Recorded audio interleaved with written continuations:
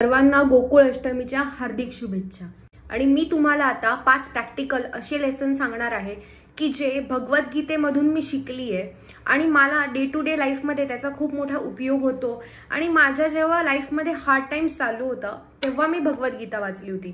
So हे 5 गोष्टी मला खूप जास्त मदत केली आणि त्याच्यामुळे मी डिप्रेशन मध्ये गेली नाही। नंबर 1, स्वतःवर विश्वास ठेवणं। आपण खूप वेळा ऐकतो की स्वतःवर विश्वास ठेवणं किती गरजेचं आहे, पण आपल्याला ते समजत नाही की स्वतःवर विश्वास ठेवायचं म्हणजे नक्की करायचं काय, एक्झॅक्टली काय। तर आपण जे काम करत असेल, आपल्याला वाटतं की या जगातल्या सगळ्या गोष्टी या आपल्याकडनंच कंट्रोल होऊ शकतात। आपण जर हे असं केलं तर तसं घडेल आणि आपण कॉन्सिक्वेन्सेसचा अति विचार करूनच आपण 4 गोष्टी करतच नाही। त्यामुळे आपला कॉन्फिडन्स हा नेहमी मागे जातो आणि आपल्या माइंडला असं वाटतं की आपण इनकेपेबल आहे डिसिजन्स घ्यायला आणि काही गोष्टी करायला। सो स्वतःवर विश्वास ठेवायचा। भले आज ना उद्या त्याचा रिझल्ट काही ना काही पॉझिटिव्ह येईलच, पण स्वतःवर विश्वास ठेवणं खूप गरजेचं आहे। कारण की अर्जुनाला जेव्हा भीती वाटत होती की हे सगळ्या गोष्टी मी कसं काय पेलणार आहे, तेव्हा कृष्णाने अर्जुनाला हेच शिकवलं की स्वतःवर विश्वास कसा ठेवायचा। नंबर 2, ओव्हरथिंक न करणं। मला माहिती आहे ही ॲडवाइस आपल्याला कोणी ना कोणी सांगत असतं की ओव्हरथिंक नका करू किंवा आपण स्क्रोल करतानाही आपल्याला येतं, पण आपण काय करतो की एखादी गोष्टीचा अति विचार करतो आणि ती आपल्या डोक्यामध्ये खूप मोठी बनवतो।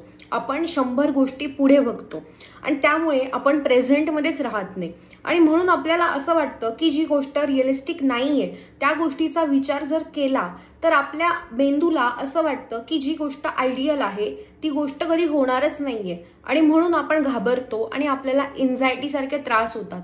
म्हणूनच ओव्हरथिंक करून आपण गोष्टी मोठ्या करण्यापेक्षा आपण आता जे आहे जसं आहे तसं बघितलं पाहिजे। नंबर 3, ज्या गोष्टी जशा आहेत तशा स्वीकारणं।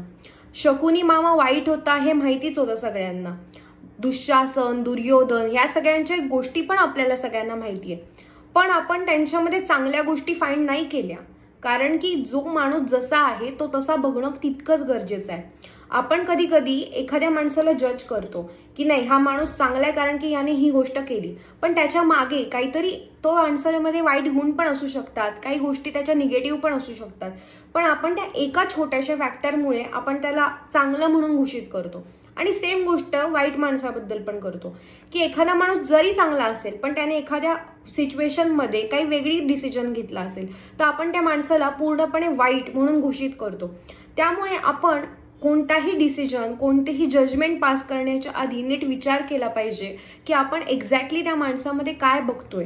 नंबर 4, एखाद्या गोष्टीसाठी आपल्याला सगळ्यांच्या विरोधात उभं राहावं लागतं कारण ती काळाची गरज असते, पण जर आपण त्यावेळेस त्या गोष्टीसाठी स्टँड नाही घेतला तर त्याचे कॉन्सिक्वेन्सेस खूप मोठे असू शकतात आणि आपल्याला खूप मोठी किंमत मोजावी लागते। म्हणूनच असं प्रत्येक छोट्या गोष्टीला घाबरून आपण मागे नाही हटायचं, कारण कधी ना कधी योग्य त्या गोष्टींना आपल्याला साथ देणंच आहे। आणि म्हणूनच आपण धर्माने चाललं पाहिजे, आपल्याला जे योग्य वाटतं त्याच गोष्टी केल्या पाहिजे।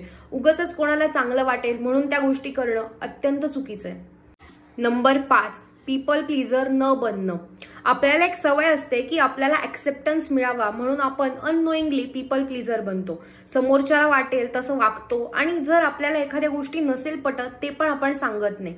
पण ही गोष्ट अत्यंत चुकीची आहे, कारण की जर आपण पीपल प्लीजर बनलो तर आपण आपलं मत कधीच सांगू नाही शकत आणि त्यामुळे आपल्याला दुसऱ्यांच्याच मताने आयुष्य काढावं लागतं। म्हणूनच आपण आपले मत स्पष्ट, ठामपणे आणि शांतपणे सांगणं खूप गरजेचं आहे, नाहीतर आपण चुकीच्या गोष्टींना देखील साथ देण्याची धोका संभवतो। आणि तुम्हाला या सगळ्या 5 ट्रिक्स कशा वाटल्या हे तुम्ही मला नक्की कमेंट बॉक्समध्ये सांगा आणि तुम्हाला नेक्स्ट टॉपिक कोणता आवडेल हे देखील सांगा।